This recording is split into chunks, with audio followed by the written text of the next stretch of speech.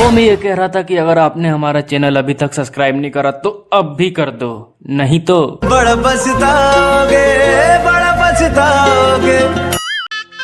दिल तो मेरा तुम आज भी बहला देती हो, दिल तो मेरा तुम आज भी बहला देती हो। फर्क बस इतना है कि पहले हंसाती थी अब रुला देती हो। सिंगिंग बाय सूरज हिंदुस्तानी। चल जबी गोदी हमरा छोड़ के ससुरवा, छोड़ के ससुरवा। चल जबी गोदी हमरा छोड़ के ससुरवा, तू छोड़ के ससुरवा। अचरा में लके, अचरा में लके जाई है गे हमर दिलवा, अचरा में लके जाई है गे हमर दिलवा। इंजोर करी है, इंजोर करी है सैया के अपन अंगनवा। इंजोर करी है सैया के अपन अंगनवा।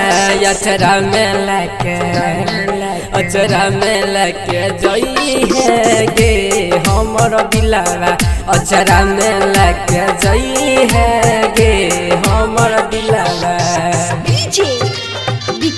अभी आप सब सुन रहे हैं एंड कुमार गुप्ता की शानदार प्रस्तुति। धूम रिकॉर्डिंग स्टूडियो, राजा सोनवर्षा, थाना चौक, थाना चौक। प्यार जोन करै छियो तोरा से गे पगली, पियावा तोहार नहीं करत, नहीं कनावे इतना हमारा गे गोदी। लोराबा हमारा नहीं परत, तू जई है ससुरा जईबो हम समसनवा। तू जई है ससुरा जईबो हम समसनवा।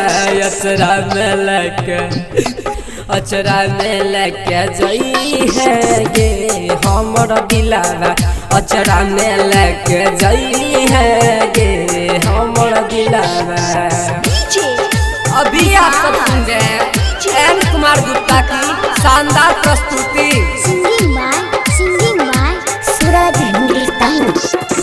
दोसर के संग में करे छी बियाह, तू कोई के जीवन बर्बाद गे। ससुरा में प्यार जदी मिलत न गोरी, तब तो सूरज के याद गे। गे मन लेने राइटर मनीष के कहना, गे मन लेने राम नीतीश के कहना। अचरा में लके, अचरा में लके जाई है गे हमर दिलवा, अचरा में लके जाई है गे हमर दिलवा।